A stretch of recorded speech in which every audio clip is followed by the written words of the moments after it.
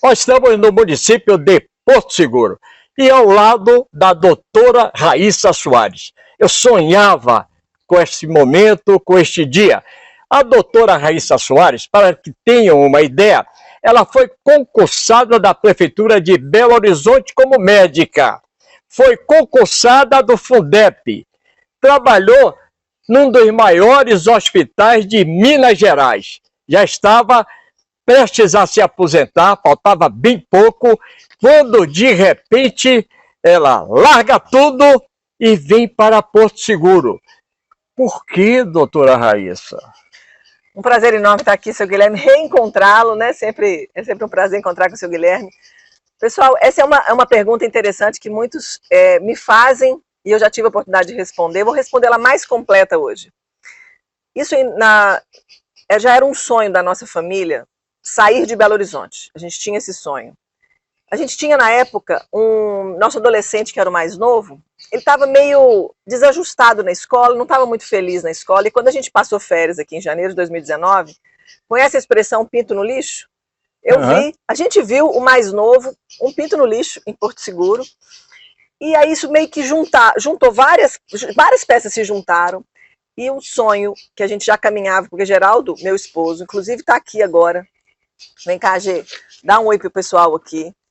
Geraldo, na época, já fazia uma escola chamada Escola do Espírito Santo. Era uma escola de pregação do Evangelho, que ele fazia isso em Venda Nova, numa casa que a gente teve. E aí ele tinha sempre essa ideia na mente de montar um auditório do avivamento. Então ele queria um lugar que ele pudesse levar o Evangelho, pregar o Evangelho, porque ele é doutor em teologia, escreveu muitos livros, tem uma sabedoria que é de Deus, e para fazer as pessoas entenderem mais a Deus. Ele queria esse espaço que ele pudesse dizer dessas verdades para as pessoas de uma forma mais simples. E tinha que ser em Porto Seguro, que é onde é o útero da nação, é a capital espiritual do Brasil. E aí, quando nós chegamos aqui, inclusive, os primeiros 3 meses, nós compramos 70 cadeiras acolchoadas, microfone, caixa de som, guitarra, piano, violão, já preparando para o auditório. Fomos buscar o terreno. E aí está tudo lá na minha casa. A gente procurou para comprar, não conseguiu, fomos alugar, acabou que a pandemia chegou. E aí vivemos o que vivemos por aí. A pandemia chegou. Eu lembro que quando a pandemia surgiu, não existia ainda vacina disponível para nenhum país comprar, principalmente o Brasil. Agora, como tratar pacientes de Covid se não existiam vacinas, não existiam medicamentos específicos? E aí, qual foi o caminho, doutora Raíssa? Olha só, seu Guilherme, isso é uma coisa que me trouxe, acho que a melhor palavra é indignação na época. A gente via vídeos da Europa e vídeos da Ásia, onde pessoas simplesmente capotavam. Não sei se o senhor lembra dessa época, que a gente via pela internet, vídeos que rodavam no WhatsApp. E aquilo foi aproximando do Brasil, se achegou, chegou próximo, e eu falei, gente, não é possível que a medicina vai ser tão imbecil, tão inábil, de não fazer alguma coisa frente a esse vírus. E o sentimento de indignação me tomou conta, e olha, eu fui para o joelho. E falei, olha, eu sou evangélica, eu sou cristã, eu creio em Deus, e a minha fé me fez movimentar na madrugada e de pedir respostas para o Senhor. Então eu falei, Deus, me mostra uma saída, tem que ter uma saída. Não é possível que vai chegar e vai dizimar a população. Como era inicialmente aquele medo de todo mundo. Vai chegar e todo mundo vai morrer. Tanto que todo o terror que foi lançado, campanhas publicitárias de governantes e prefeitos, era de fazer as pessoas terem terror e temor da doença e ficar trancada em casa, né? Falei, não é possível, tem que existir algo. E nessa busca, nesses momentos aí, é como se eu ficasse uma esponja e falei, eu preciso buscar qualquer ponta de esperança. E nessa época, e ainda assim, Geraldo me lembrando aqui, eu já trabalhei em Belo Horizonte. Quando eu trabalhei, fui da gestão de Belo Horizonte, eu vivi pandemias, eu vivi H1N1, eu vivi dengue, eu coordenei junto com lideranças de Belo Horizonte formas estratégicas de se atender muitas pessoas num curto tempo, porque o número de casos, por exemplo, chega muito rápido, então você tinha toda uma estratégia de enfrentamento a pandemias de massa. Na época, na Copa de 2014, a gente discutiu muito o enfrentamento de catástrofe, como que eu faço, quais são as soluções rápidas que eu tenho para poder, por exemplo, criar soluções rápidas, por exemplo, no momento de crise. Então era algo que eu sempre estava discutindo, participando. Falei, bom, isso tem que vir agora à tona. Então eu me tornei uma esponja de informações, de buscar ideias, e foi nessa época, início de 2020, que saiu a primeira publicação, e aí é interessante as pessoas saberem que quando um vírus novo entra na nossa sociedade, o que a gente faz primeira coisa, as medicações existentes funcionam frente a esse vírus? Então os cientistas pegaram as drogas existentes, testaram in vitro, em laboratório, para saber o seguinte, funciona ou não funciona? E teve, seu Guilherme, uma primeira publicação dizendo que medicações davam certo, poderiam responder à doença. Essa ponta de esperança foi suficiente para eu bancar e falar assim, olha, vamos tentar. E olha, Porto Seguro foi privilegiada porque o então secretário de Saúde... Foi aí que surgiu o protocolo de Porto Seguro e que influenciou boa parte do Brasil? Sim, porque o secretário de Saúde, o então vigente secretário de Saúde, ele topou essa ideia. Ele falou assim, vamos tentar. E aí nós fizemos uma nota técnica, isso foi publicizado, foi feito com o Comitê Operacional de Emergência, onde um número de técnicos se reúnem e discutem para ter as melhores condutas. Então nós fizemos o protocolo, isso foi disseminado e nós pudemos aplicá-lo na vida das pessoas. E a experiência do asilo, aqui tem uma instituição asilar, e quando um idoso foi parar na UTI do hospital regional, que aqui eram os únicos 10 leitos do extremo sul de UTI para Covid, estava sendo ocupado por um dos 18 idosos contaminados desse asilo. Então isso trouxe uma intranquilidade a todos os médicos da região, toda a Secretaria de Saúde, porque imagina, se eu tinha 10 leitos para todo o extremo sul para a pandemia, um asilo com 18 pessoas, 8 já estavam contaminados, o que ia acontecer? A tendência é todos vão parar na UTI, nós vamos perder os leitos. Me ligaram da época e eu fui pessoalmente ao asilo, junto com uma técnica da Secretaria de Saúde, a enfermeira Thaís, e aí a gente levou a esperança para aquele asilo. Eu ainda disse pro dono do asilo, eu falei assim para ele, olha, é uma tentativa, nós não temos certeza se vai dar certo, mas é o que nós temos. Então providencie recurso, pegue a ajuda de patrocínio, compre as medicações e forneça. E olha, todos ficaram muito bem, nenhum mais internou. Que ótimo. E essa idosa, que é a mais velha do asilo, 102 anos, foi a primeira que eu mesma vacinei quando a vacina chegou. Um ano depois, porque a vacina chegou em 2021, né? Isso era início de 2020. Então, com tudo que a gente estava vendo, era algo que, inclusive na época da vacina mesmo, a gente quando vacinou, eles lembraram, doutora, eu também tomei a medicação do protocolo de Porto Seguro. Inclusive eu tenho conhecimento de vários políticos da região pegaram Covid, o atual prefeito, meu amigo Jânio Natal, né, também pegou Covid e o protocolo foi que funcionou, não é, doutora Raíssa? Na verdade, o protocolo, ele não é nada... E protocolo é isso, ele dá uma diretriz. Porque as pessoas ficaram perdidas com tanta informação, porque no início, seu Guilherme, nós tínhamos poucas publicações médicas. Ao longo do tempo foram surgindo centenas, que a gente não dava conta mais de acompanhar, trabalhando muito, com muitas horas de atendimento, era difícil o médico da ponta que estava atendendo o paciente ficar lendo tudo que saía. Então você ia para aquelas informações mais relevantes para a gente mudar a prática e adequar a prática do atendimento COVID ao longo do tempo. E é interessante que grupos de médicos foram se fortalecendo porque um estava aprendendo com o outro, era uma troca de experiências. Se você não tinha nenhuma diretriz institucional, não se tinha diretriz do Ministério da Saúde, o que a gente queria era, peraí, eu vou pegar uma esperança que eu tenho e vou aplicar. E essa foi a grande diferença do protocolo de Porto Seguro, porque não só nós usamos, como várias cidades da região da Bahia e do Brasil usaram. E foram testemunhando essa melhora, foram testemunhando que respondia, que melhorava, as pessoas do nosso entorno mais próximos, que eles respondiam. Então nós fomos aprendendo a lidar com a doença e tratando e avançando nas medicações possíveis para abordar. E por que tratar? Porque acho que era o mais importante, era isso.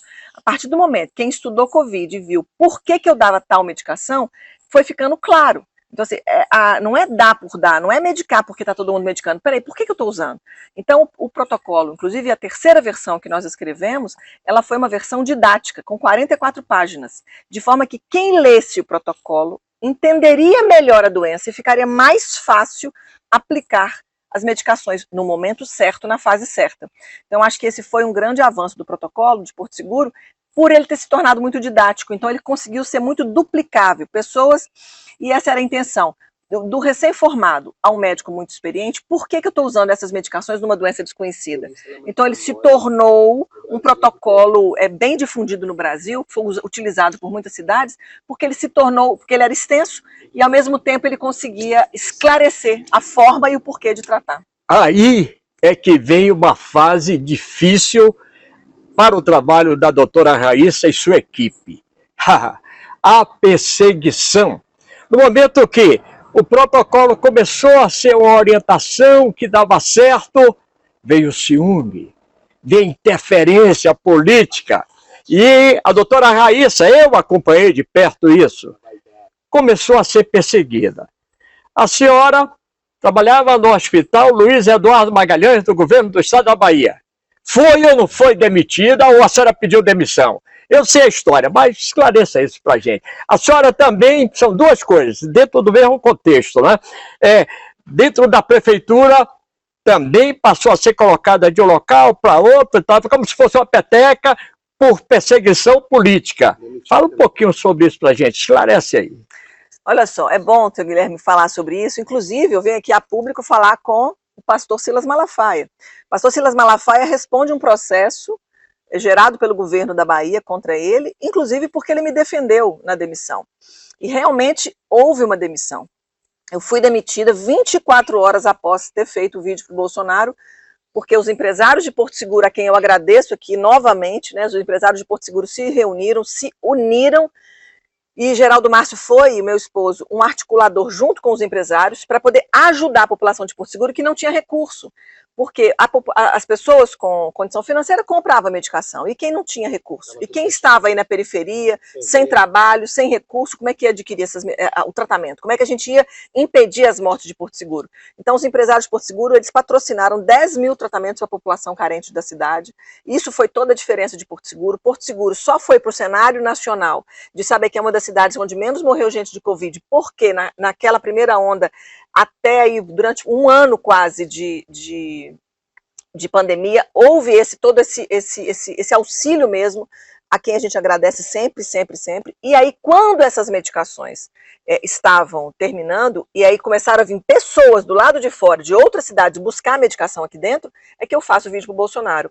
Eu não tinha relacionamento com o presidente, eu falei, olha, vai que o presidente escuta. Foi algo bem assim que, quando eu falo para Geraldo, eu falei, amor, viralizou. Vamos fazer, vai que ele escuta, ele bora. E aí nós fizemos o vídeo para o presidente. E esse vídeo para o presidente disparou todas as perseguições. Na verdade, até aí, a senhora não tinha ligação nenhuma com o Bolsonaro, com o presidente Bolsonaro. Não, é aquele negócio, vamos pedir a quem está lá em cima para ver se resolve. Meio foi no escuro, assim, ó, vai que dá certo, né? As perseguições, e a gente já apoiava o presidente desde Belo Horizonte. Nós temos vídeo em que a gente foi para a rua pela primeira vez, em 2018, a gente tem um vídeo que a gente está lá de verde e amarelo, adesivo de Bolsonaro no tórax, para poder celebrar a vitória dele em 2018. Isso a gente ainda em Belo Horizonte. Mas enfim. Mas não conhecia o Bolsonaro assim, não conhecia. Nós só admirávamos como presidente. Mas a perseguição, seu Guilherme, começou daí. Foi 24 horas do vídeo para o Bolsonaro, eu recebo a ligação do RH do Hospital Luiz Eduardo que eu estava sendo desligada. Então, para que não houvesse muita polêmica em cima do meu nome, e a gente estava no auge da pandemia, precisando focar tratamento, cuidado, e aquilo era, eu falei, olha, eu não quero foco para mim. Então, eu até cheguei a fazer um vídeo e falei, gente, olha, foi melhor para mim, fiquem tranquilos, foi melhor para mim.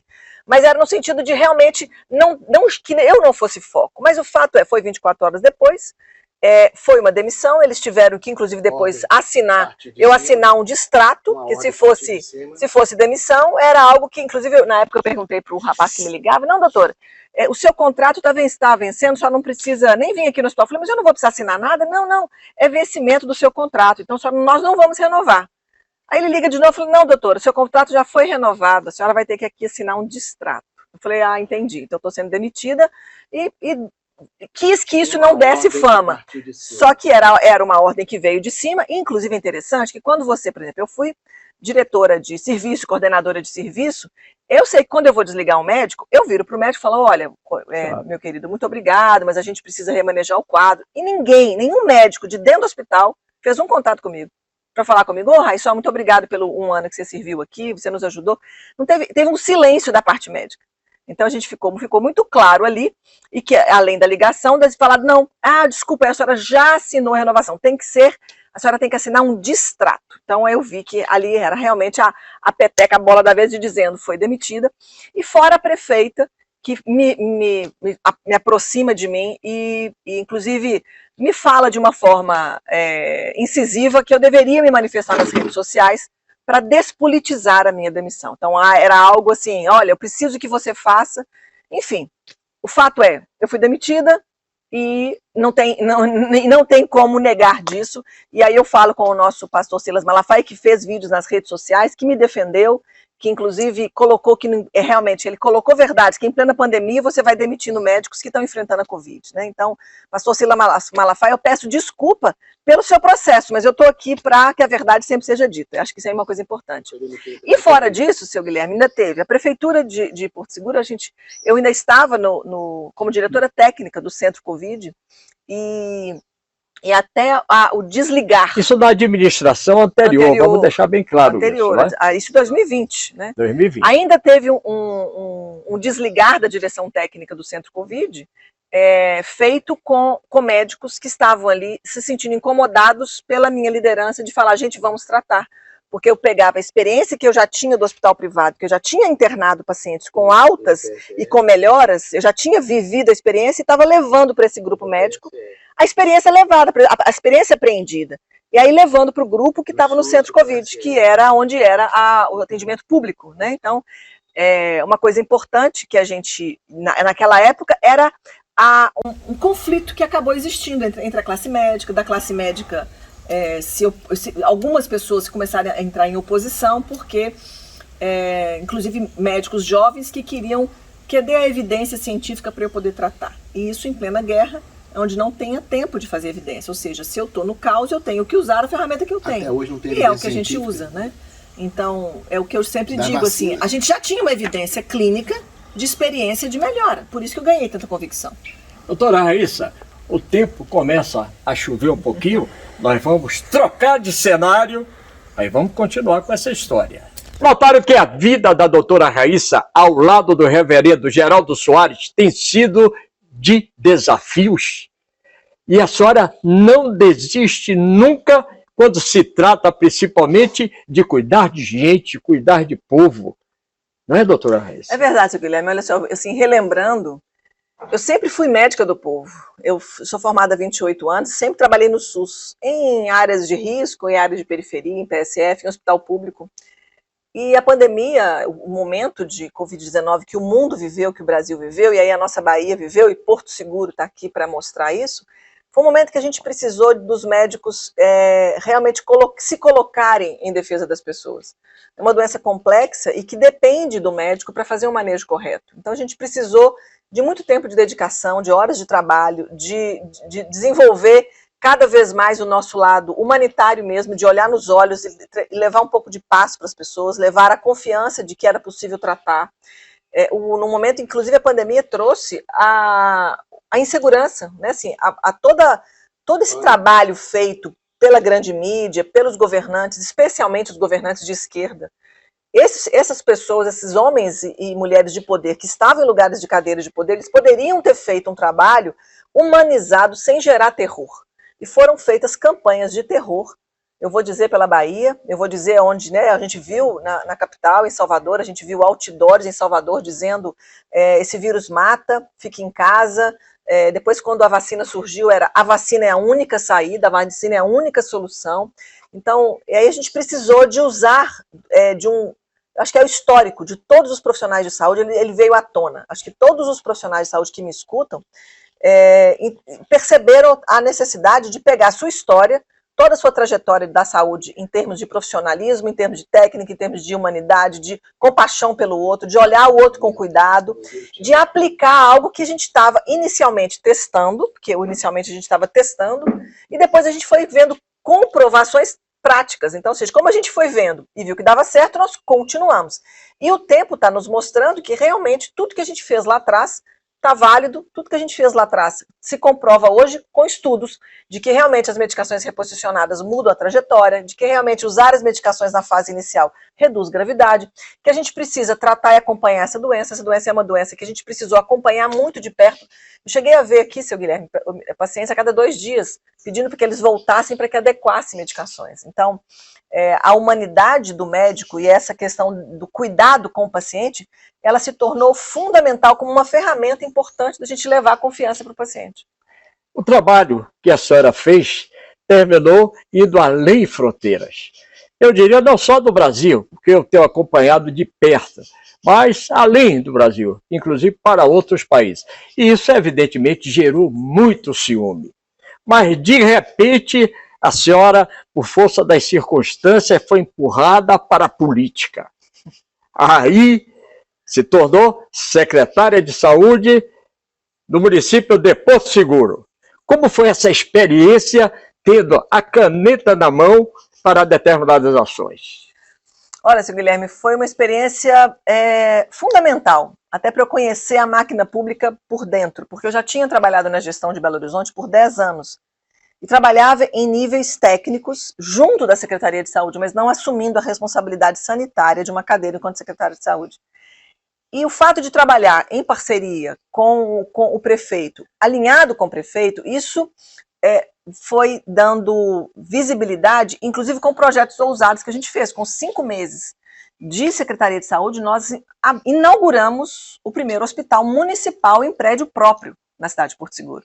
A gestão anterior, ela fechou o hospital em 2018. Então, a cidade de Porto Seguro ficou sem um hospital público que pudesse resolver pequenas cirurgias dos pacientes, dos moradores. E aí, dependendo do hospital estadual, que não deu conta. Foi algo que foi feito em 2018, mas trouxe muito prejuízo para o município. Então, nós temos várias pacientes em Porto Seguro que aguardam uma cirurgia há muito tempo, pela fila do SUS. E o hospital estadual não conseguiu fazer isso, não tem feito, porque ele acaba ficando muito sobrecarregado, para ele ser a referência de um extremo sul. Então, com 5 meses de Secretaria de Saúde, nós inauguramos o hospital municipal em prédio próprio com 1 milhão que sobrou da conta da gestão anterior, porque os investimentos que o então gestor decidiu fazer com a verba Covid foi para o município, não foi para a Covid. Então, comprou-se ambulância, comprou-se maca ginecológica, comprou computador, mas não fez uma política voltada para a Covid.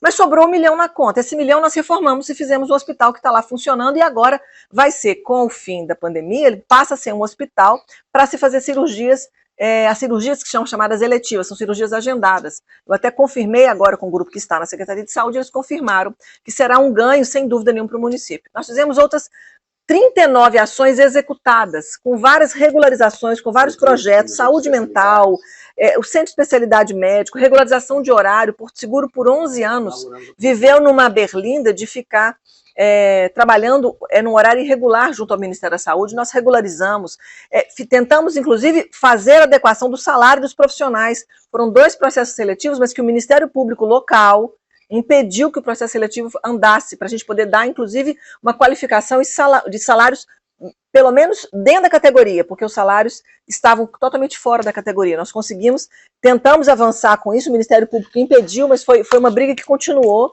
para poder fazer os vínculos junto dos salários, que são salários dignos para a categoria. Foram 40 ações, seu Guilherme, e outras 20 que nós disparamos para que pudesse efetivar já com aguardando o fim de licitação, o fim dos processos. Uma delas é renovar toda a frota do SAMU. Nós conseguimos renovar todo o arsenal de equipamentos do SAMU, que há 8 anos não ganhava um equipamento novo.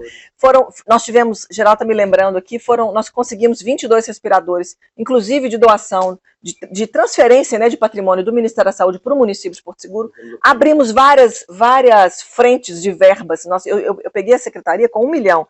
Eu saí em 31 de outubro com 20 milhões em conta. Isso por conta de emendas que foram depositadas pela credibilidade que Porto Seguro passou a ter no cenário nacional. Porto Seguro já era conhecida como uma cidade de polo turístico, mas ela passou a ser reconhecida como uma cidade com referência, e muitas pessoas passaram, inclusive, a visitar Porto Seguro na vigência da pandemia, porque sabiam que aqui tinha um tratamento. Eu mesma tratei de algumas pessoas que passaram, estavam trabalhando de home office. Eu lembro aqui de um casal, não me recordo o nome, um casal do Paraná, e que adoeceram Covid, e eu sempre pergunto se é morador ou turista, ele fala assim, não, eu sou de Campinas, Paraná não, Campinas, eu sou de Campinas, mas eu tô fazendo um trabalho de home office aqui, porque eu sei que aqui trata, e agora eu tô com Covid, eu vim aqui buscar tratamento. Então, Porto Seguro abriu um cenário, tem muita coisa para fazer, sem dúvida nenhuma, né? Ainda tem projetos para serem executados para melhoria da saúde da população de Porto Seguro. O importante é que a gente fez muita coisa, né? A Policlínica nós mudamos, era uma sede que a gente tinha 5 consultórios para 24 especialidades. E o Jânio Natal, como é que funcionou nessa história ele como prefeito? Jânio Natal é um prefeito super parceiro, né? Eles, assim, os entraves que nós tivemos na Secretaria Municipal de Saúde são entraves que são do processo em si. Assim, porque claro que quando você muda um governo, ele ficou 8 anos no anterior, quando você muda um governo, você precisa do tempo para que aquelas pessoas que assumam as cadeiras, elas consigam entender do serviço, aprimorar-se na técnica, conhecer os caminhos para poder fazer dentro da legalidade. Então, Jânio Natal é sempre assim, muito, muito dedicado à população, querendo realmente fazer Porto Seguro despontar no cenário nacional, no turismo, na saúde, na educação. E olha, Porto Seguro tem escolas hoje que foram construídas na gestão dele. Depois de 2008, nunca mais se construiu escolas. Então, as escolas são as mesmas, inclusive com prédios sucateados, que ele está agora fazendo uma revitalização da cidade, do município. E olha, eu acho que muita coisa ainda virá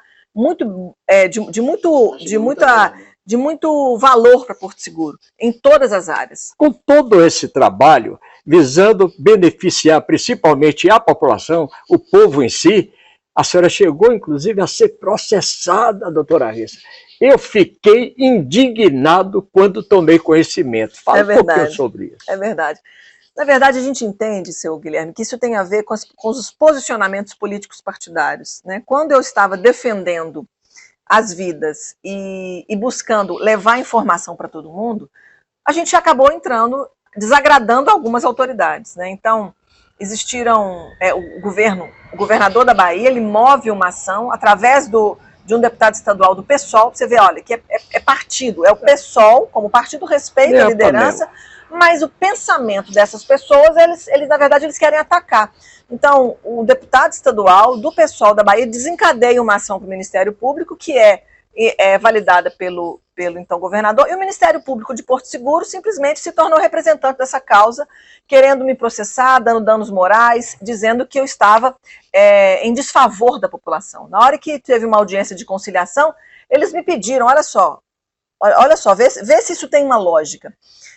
Então, o representante do Ministério Público de Porto Seguro me faz um convite para que eu não fosse processada criminalmente, que o processo acabou se tornando um processo criminal. O acordo foi que eu fizesse vídeo nas redes sociais dizendo que o protocolo de tratamento do Covid-19 não existe, que ele não tem fundamento. Aí eu fiquei olhando para ela, era uma videochamada, eu falei, a senhora não vai considerar as vidas tratadas, a senhora não vai considerar que Porto Seguro é uma das cidades que tem menos mortalidade de Porto Seguro no país, a senhora não vai considerar que Porto Seguro não tinha hospital e nós estamos tratando bravamente, trabalhando horas para salvar a vida, a senhora está querendo que eu faça um acordo dizendo que tudo que eu fiz não tem sentido para eu não ser processada? É isso que eu estou escutando? É isso que eu estou te propondo. Aí eu falei, olha, nós vamos mandar a resposta para a senhora. É claro que eu não aceitei um acordo desse, e na sequência já entrou com um processo de ação criminal, me criminalizando por ter cuidado. Mas eu deixo aí a justiça de Deus, ela é soberana, inclusive é um processo que o Ministério Público Estadual precisa responder, porque está faltando a etapa dele, então o Ministério Público Estadual responde o processo, que vocês já receberam a devolutiva do município e não deram a resposta deles para que a juíza conclua o processo, e eles, né, assim, inclusive deixam isso de escanteio, né? Então aproveito aqui essa reportagem com o senhor Guilherme Santos, para que você, Ministério Público, representante do Ministério Público Estadual, que a gente respeita a instituição como defensores do povo, possa dar a resposta dar andamento e continuidade ao processo para a gente ter a resposta. Né? Doutora Raíssa, tudo isso terminou e, evidentemente, essa companhia do reverendo Geraldo Soares, não é? Esse parceirão, não é? que sempre foi assim, quem esteve por trás, vamos, incentivando, vamos cuidar dessa gente, né? Ele tem um passadozinho de ligações políticas, eu já dei uma especulada por aí, né? Experiente, não é? E hoje terminou o próprio presidente da República, o Bolsonaro, lhe chamando para mais perto e quer que a senhora seja candidata a algum cargo eletivo. Que a senhora tem de entrar. Eu vejo uma necessidade, sabe por quê? Tem advogado no Congresso, tem advogado da Câmara, do Senado, tal, tem de outras profissões, tem. Agora, tem de ter médicos também, pessoas ligadas à área de medicina, porque quando o assunto se torna medicina, tem de ter alguém que seja técnico naquele assunto para poder orientar, inclusive, a discussão dentro do Congresso. Né? E como é que está hoje esta fase da sua vida? Mais um desafio que jogaram no seu colo. Seu Guilherme Santos, eu acho que essa é uma boa frase, é um desafio que foi colocado no colo. Na verdade, eu sempre tenho dito isso para as pessoas, isso nasceu de pesquisas que foram apontando, e pessoas começaram a me clamar, doutora, a senhora vai nos continuar cuidando da gente depois da pandemia, né? Doutora, a senhora não vai desistir da gente não, né? E aí foram feitas pesquisas por outros partidos, assim, com outras intenções que eram dos partidos. Isso foi chegando de que meu nome saía, pontuando com a primeira pesquisa, em junho de 2021, eu estava com 33% de intenção de votos para o Senado, sem ter aberto a boca. Então eu entendi que é um clamor das pessoas para que a voz que eu me fiz fazer na Covid, que eu me coloquei, que eu me posicionei em defendendo as pessoas, aquilo foi trazido como um pedido popular, um clamor popular para que eu entrasse na política. Confesso para o senhor, seu Guilherme, que no início eu sempre pensei, falei, olha, eu não tenho histórico, eu não tenho padrinho político, eu não tenho nada na família política, e eu realmente assim, fiquei agradecida com a gratidão das pessoas pelo meu nome. Mas eu amadureci essa ideia ao longo do caminho, quando eu tive reuniões com o próprio presidente Bolsonaro, quando eu fui conversando com pessoas políticas e que entendemos, e eu passei a entender isso, que não só na saúde, sabe, seu Guilherme? Eu entendo que assim, a gente tem pautas da saúde também, e eu, como médica, vou poder ponderar e afirmar e defender o povo sempre, né, a defender as políticas públicas em prol das pessoas, por ser médica e ter uma experiência vasta dentro da medicina. Mas eu entendo que as pautas que protegem as pessoas, todas as pautas, que envolvem saúde, que envolvem educação, que envolvem segurança, que envolvem carreira, né, assim, que a gente tem tanta desigualdade, e quando você vai entender por que são políticas que são feitas, ou eles deixam de fazer políticas que vão beneficiar as pessoas. Políticas de investimento. Nós temos um terreno, Bahia, seu Guilherme, tem hoje um dos cenários mais ricos, um dos solos mais ricos do Brasil, mas tem uma política fechada para o minerador. Nós temos um porto, nós temos o maior litoral, é o maior litoral do Brasil. Nós não conseguimos fazer políticas que sejam favoráveis à população. Então, quando você vai ver, são pessoas que estão com a caneta de poder, de fazer suas leis, de fazer suas políticas que são defensoras do território baiano, para que o território baiano seja usufruído pelo seu povo e que isso volte para a economia local. Nós temos uma realidade hoje na Bahia de ser um cenário que é triste, é deplorável. Como é que a gente vai pensar o histórico? Quem comandou a Bahia? O meu baiano que está escutando. Quem comandou a Bahia nos últimos 15 anos? Olha aí no Google quem foram os governantes, qual foi a legenda que mandou, que ordenou todas as regras, leis, tudo que ordenou nesse estado nos últimos 16 anos, para ser bem específico. Você vai ver que esse grupo que fez a gestão daqui, por isso que acha que esse estado é vermelho, não, esse estado é verde e amarelo, aqui tem gente de coração, com vontade de acontecer, com pessoas que querem que as suas cidades prosperem. Nós temos hoje um problema de êxodo, várias cidades saindo do seu município, pessoas que saem de onde vocês estão para procurar trabalho, porque não tem trabalho, porque todo mundo está preso na prefeitura, porque não tem mentalidade de desenvolvimento. Você tem escolas que estão sendo fechadas, você tem hospitais que estão sendo fechados, você tem empresas que saíram do estado. Quando você vai ver, seu Guilherme, são pessoas que estão com o poder da caneta que não prezam um povo. São pessoas que não estão lutando pelo povo. Então a gente tem que desfazer esse bando, ou seja, essa história já deu. Sabe que tem Tem uma pequenininha aí na internet que fala assim, ó, já chega o tempo de tentar fazer a Bahia se tornar um estado digno, decente, com índice de educação, de desenvolvimento humano, com respeito às suas categorias de trabalhador. Eles já mostraram que não conseguem. Então não adianta querer falar que o povo baiano, não adianta mostrar para o povo baiano que o povo baiano não é bobo. O povo baiano está vendo. Não adianta eu construir uma praça grande e falar então que essa cidade está bem desenvolvida porque tem uma praça. Ué, me dá dinheiro no bolso, eu faço. Qualquer um com muito dinheiro no bolso faz grandes obras e fala lá que foi eu que fiz. Não. Eu quero saber cuidar do povo, melhorar a condição do povo, da qualidade de vida e daquelas cidades que estão absolutamente abandonadas. Então nós precisamos entender, e aí eu acho que é o povo baiano que está escutando o programa do seu Guilherme Santos, que é uma lenda aí do nosso jornalismo. É uma lenda. O senhor tem uma história para contar, o senhor é um homem de credibilidade, os seus programas são ouvidos, a sua voz é ouvida, o senhor tem, quando o senhor fala, o senhor sabe que o senhor tem fundamento para dizer, então por isso que para mim é um privilégio poder fazer essa entrevista com o senhor. Então a gente tem que entender que de onde saem as verdades ditas e as verdades que têm história.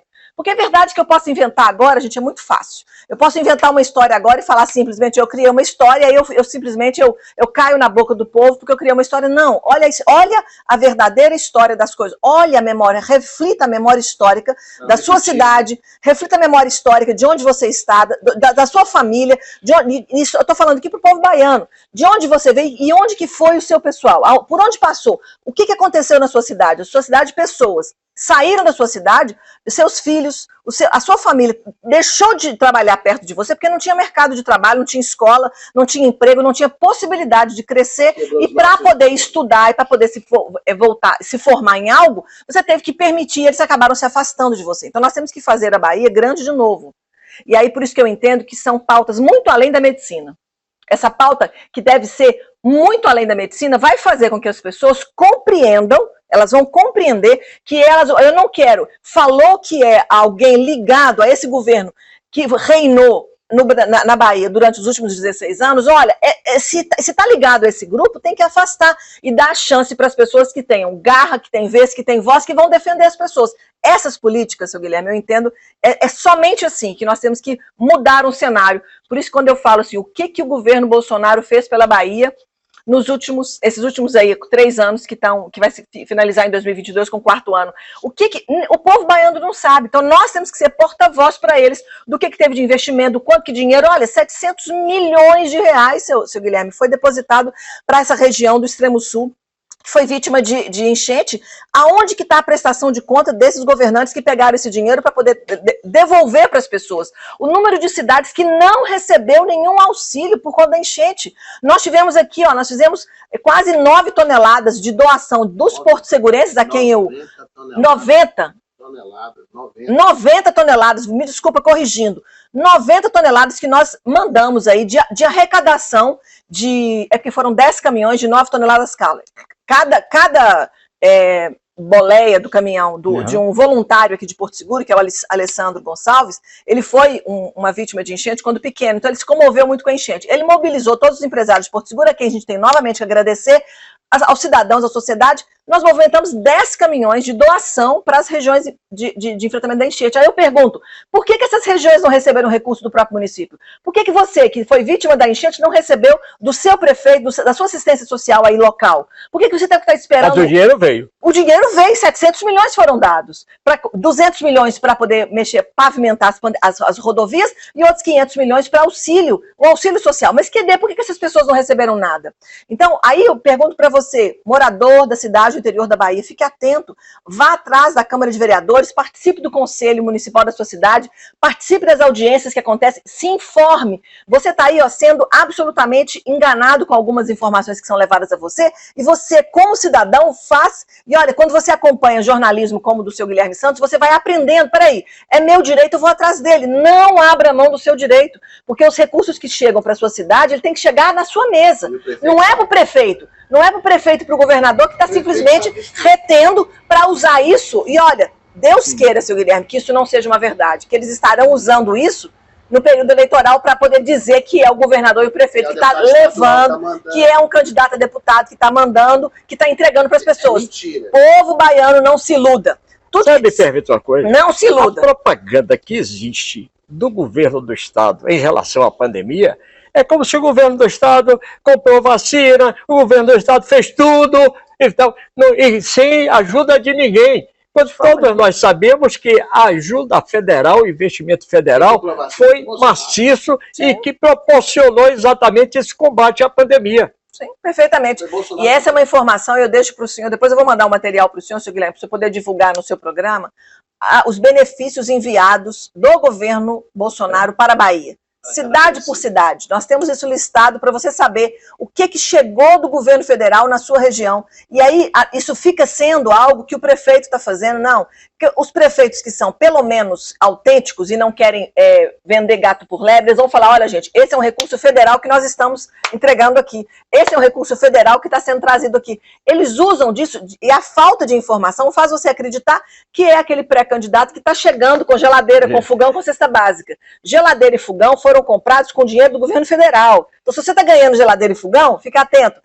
Quando você receber de alguém, você fala assim, eu vou fazer um vídeo e vou agradecer meu presidente. Beleza? Já faz isso. Porque geladeira e fogão foi comprado, foi autorizado comprar para poder rever a questão das enchentes. Cesta básica, tem cestas básicas aí, amontoadas em galpões. Quando alguém te entregar, você recebe, pega a bênção, mas aí você faz um vídeo agradecendo, ô governo federal, muito obrigado, porque aqui, ó, minha cesta básica, meu fogão e minha geladeira chegaram na minha casa por causa das enchentes. Então, as pessoas não podem usar, isso é oportunismo, seu Guilherme. E por isso nós precisamos de pessoas sérias que queiram trabalhar em defesa das pessoas e não em defesa própria. Resumido, doutora Raíssa, entra firme como candidato ou não? Já estou lançando... Vou refazer essa pergunta. Eu detesto essa palavra, não. Resumindo, doutora Raíssa, é candidata, sim? Eu sou candidata, sou pré-candidata ao Senado Federal pela Bahia, depois de um convite do ministro João Roma, que será o nosso pré-candidato a governo, junto com o nosso presidente Bolsonaro, que será aí candidato à reeleição para 2022. Isso, na verdade, foi um pedido, foi um clamor popular, e foi um pedido que veio dessas lideranças que confiaram a mim, a quem eu agradeço, eu tenho aqui de público agradecer ao presidente Bolsonaro, agradecer ao João Roma, de ousar, de trazer essa verdade à tona e fazer políticas, entrar numa seara que para mim é nova, mas eu não tenho problema com o novo. Covid-19 era um vírus desconhecido e nós trituramos. Quem sabe, sabe-se lá o que nós vamos fazer no Senado para poder proteger a Bahia, proteger o nosso país, proteger as pessoas que nós temos que cuidar, que são as nossas famílias, defendendo sempre nossa pátria, nossa bandeira verde e amarela, as famílias, a nossa liberdade sempre. Eu tenho certeza, pelo que acompanho do seu trabalho, mesmo à distância, às vezes um pouquinho mais perto, às vezes à distância, que não somente a Bahia, mas o Brasil vai ganhar muito com a sua presença no Senado. Sucesso! Muito obrigada. Obrigado pelas palavras e pelo carinho. Beijo, gente. Fica com Deus.